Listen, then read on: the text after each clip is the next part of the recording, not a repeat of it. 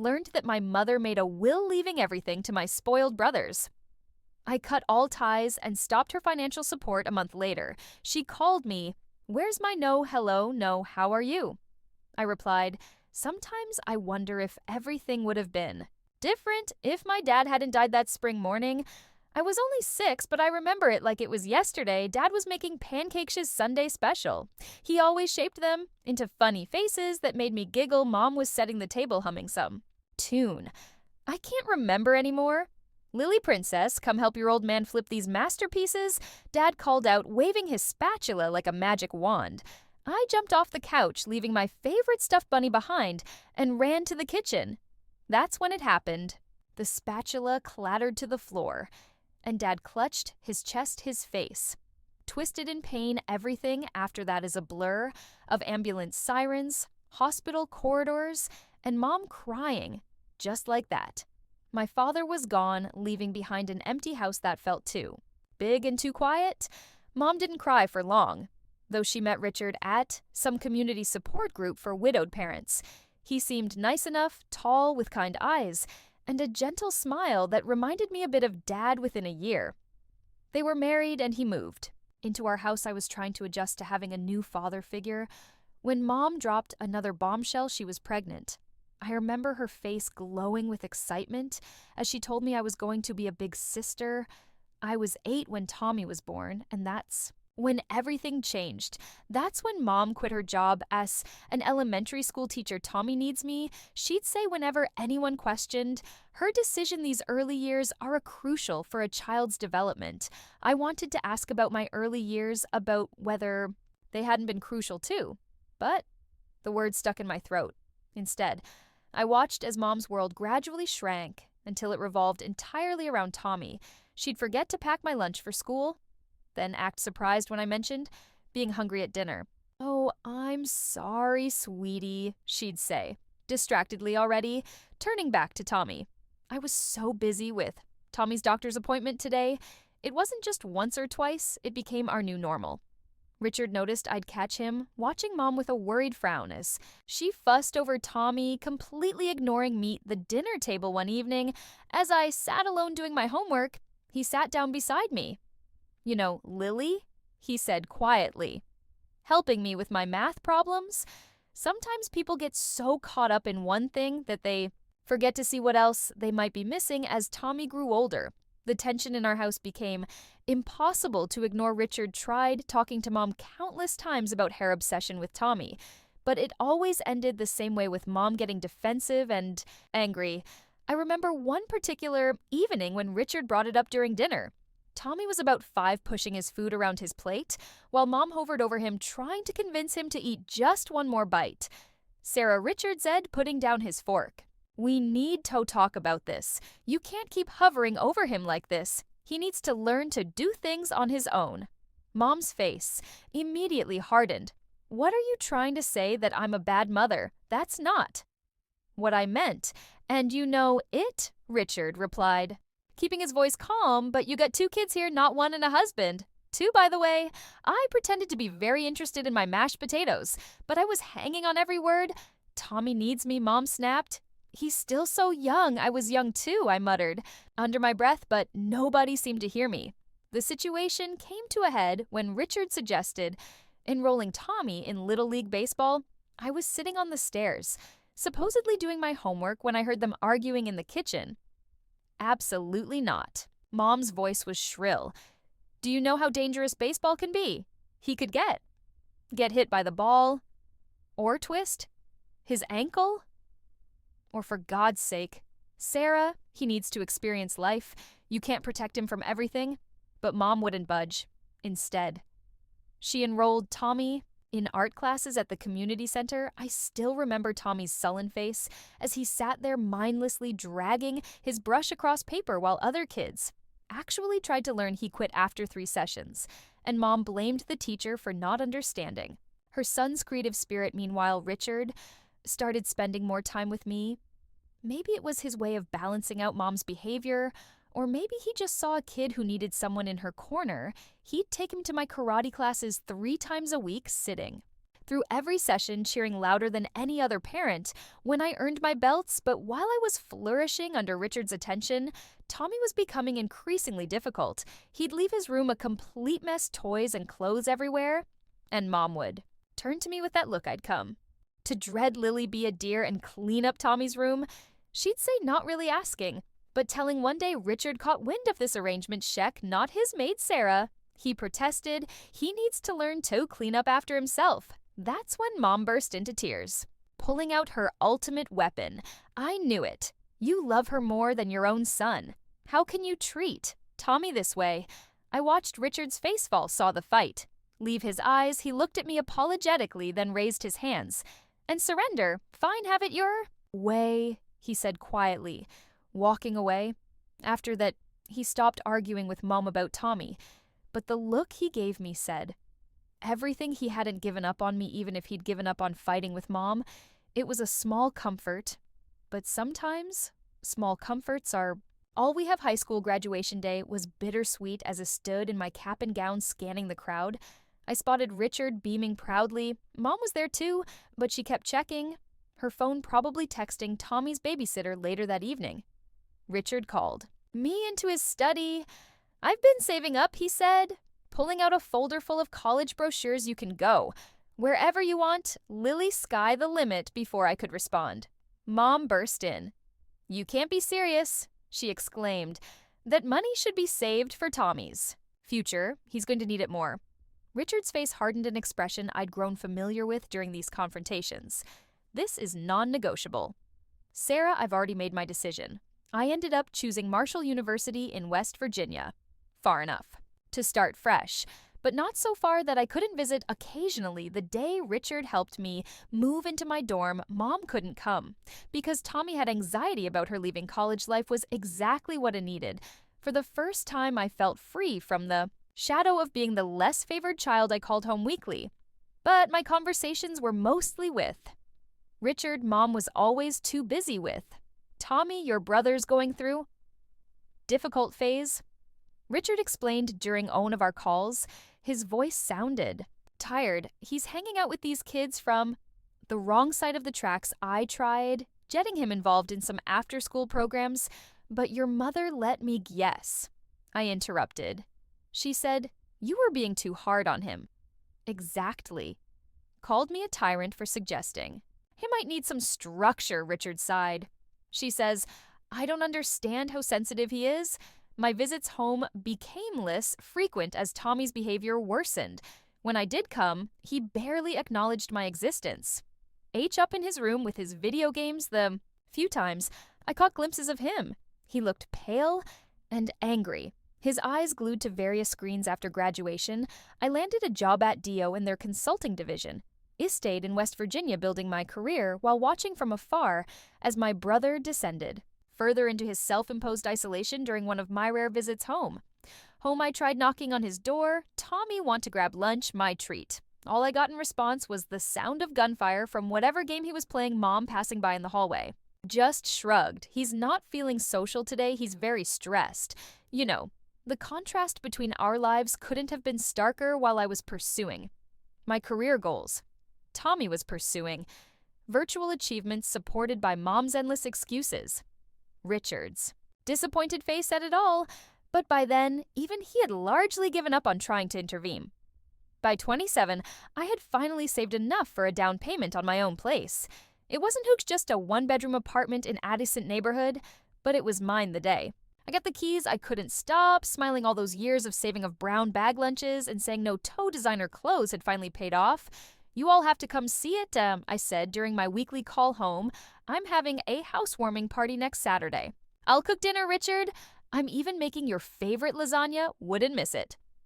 For the world, kiddo, Richard replied warmly. Mom's voice cut in on the other line. Oh, honey, I don't think we can make it. Tommy has plans that day. Plans I couldn't keep the skepticism out of my voice. What kind of plans? Very important ones. Mom said vaguely. I could hear Tommy's video game blasting in the background. The day of the housewarming, only Richard showed up. He brought a potted plant and a bottle of wine your mother sends her. Love, he said. But we both knew that was a lie over dinner. Richard filled me in on what was really happening at home. Tommy, now 20, hadn't bothered with college and spent his days either gaming or hanging out with his drinking buddies. Richard had tried to help, offering him a position at his construction company. Just as a starting point, Richard explained, twirling pasta on his fork. Everyone needs to start somewhere, but Sarah, he shook his head. Sarah said it would be beneath him. Can you believe that Tommy was too intelligent for manual labor, too intelligent to work, but not too intelligent to mooch off his parents? I muttered. Richard gave me a sad smile. I keep trying, Lily. God knows I keep trying. That was the last real conversation we had 2 years later. I got the call that changed everything. Richard had collapsed at work, massive heart attack. Just like my father, by the time he made it to the hospital, he was gone. The funeral was surreal.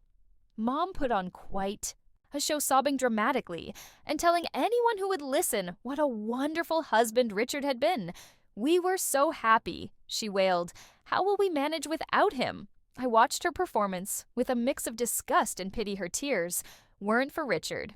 They were for herself. I could see the wheels turning behind her grief-stricken facade. Richard had been the sole breadwinner. Without his income, how would she maintain Tommy in the lifestyle to which he'd become accustomed? Tommy didn't even bother to wear a proper suit to the funeral. He showed up in wrinkled khakis and a polo shirt that had seen better days.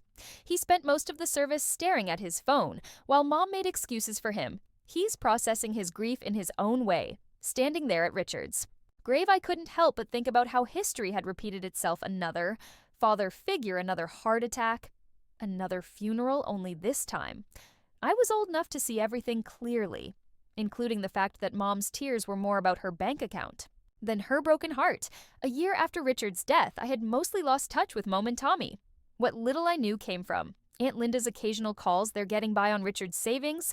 She told me your mom sold his Chevrolet last month. The tools from his workshop went before that. I tried not to care. I really did. But when Mom's number flashed on my phone when on Tuesday evening, my heart still skipped a beat. Lily, her voice sounded smaller than I remembered. I need you to come home.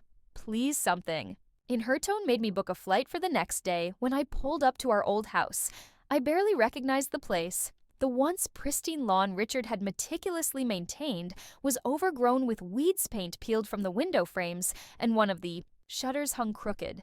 But the house wasn't the only thing that had aged poorly. Mom opened the door, and I had to suppress a gasp. The vibrant woman I remembered had been replaced by someone who looked 20 years older than her actual age. Deep wrinkles lined her face, and her hair, which she'd always kept perfectly colored and styled, showed stark gray roots. Come in, she said, leading me into the living room. The house smelled musty, and dishes were piled in the sink. A thin layer of dust covered everything. This from the woman who used to make me rewash plates if she spotted a single water spot. Mom, what's going on? I asked, settling onto the couch. A spring dug into my thigh. Another thing Richard would have fixed immediately. She broke down almost immediately. We running out of money. Lily, my pension barely covers the utilities and the savings. She twisted her hands in her lap. They almost gone. What about Tommy? Is he helping with expenses? Mom's face did this complicated dance between embarrassment and defensiveness. He's looking for work. It's not his fault. These employers, they just don't understand him. The last place wanted him to start at 8 mo. Tommy's not a morning person, and the one before that expected him to do manual labor with his intelligence. Felt my jaw tightening. Mom at his age, and with no experience. He can't exactly be picky about you don't understand. She cut me off, her voice rising to that familiar pitch that always preceded at Tommy defense. Then abruptly her tone changed. Lily, we need your help. We won't survive without it. I hate to ask, but you're doing so well in your career. I knew what was coming. Part of me wanted to refuse to remind her of all the time she'd chosen Tommy over me, but looking at her worn face, the trembling hands, the desperate eyes, I couldn't. How much do you need? When she said $1,500 per month, I nearly choked. That was a significant chunk of my salary, but I found myself nodding anyway. Where's Tommy now? I asked as I prepared to leave. Already regretting my decision. Oh, he's at a job interview? Mom brightened slightly. a very promising position with a tech company.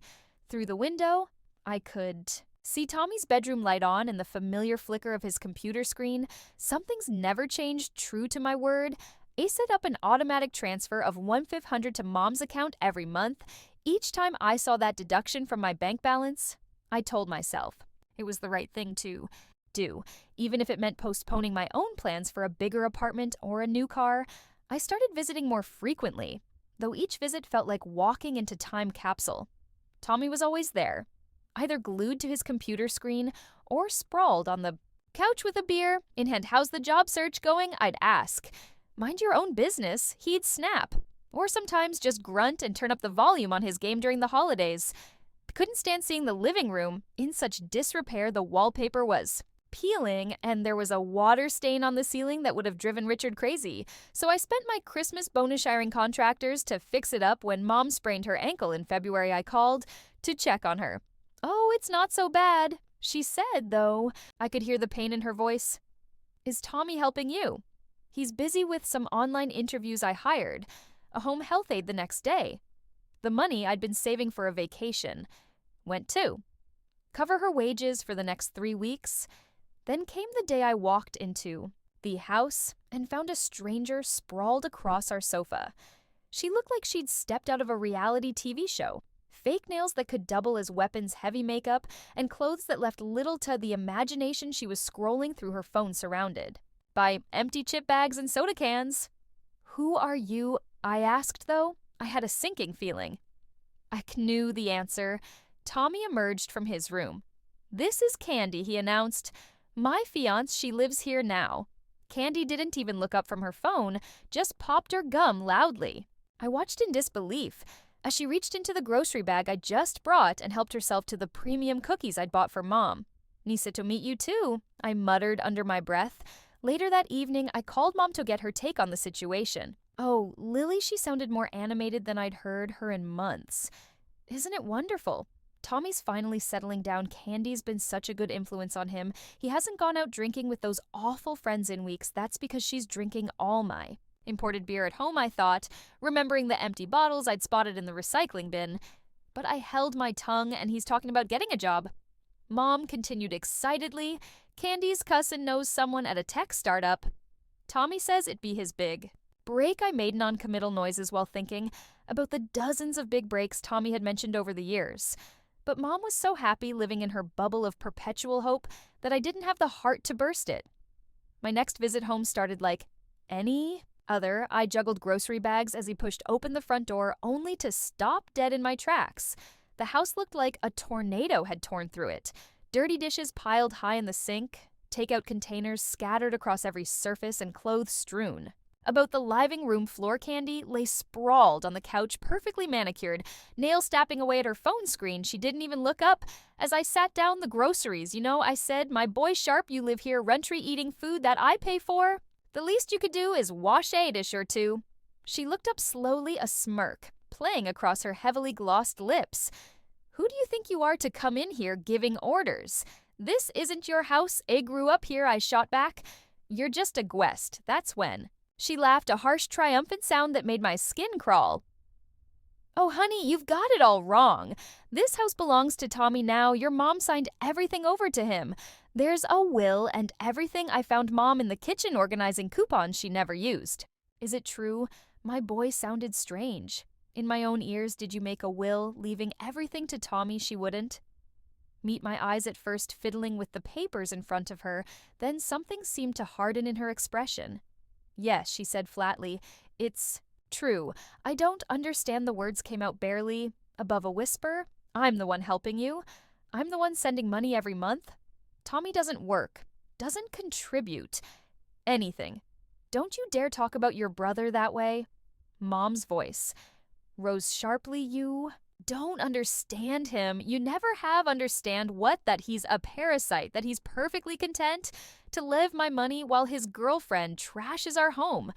"Oh, stop being so dramatic." Mom's face twisted into something I didn't recognize. "You want to know the truth? I never loved you the way I love Tommy. He's better than you in every way that matters, and I don't want to see you here anymore." The words hit like physical blows all these years. I told myself that Mom did love me. She just showed it differently, that somewhere beneath her obsession with Tommy, she cared about me too.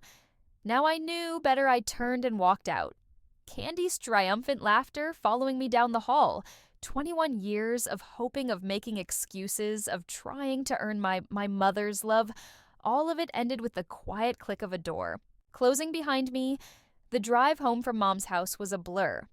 I don't remember the 4-hour trip. Don't remember climbing the stairs to my apartment. Don't even remember sitting down on my couch. But I do remember the moment of clarity that came as I stared at my phone's banking app, the automatic transfer to Mom's account, $1, $500 every month for the past year.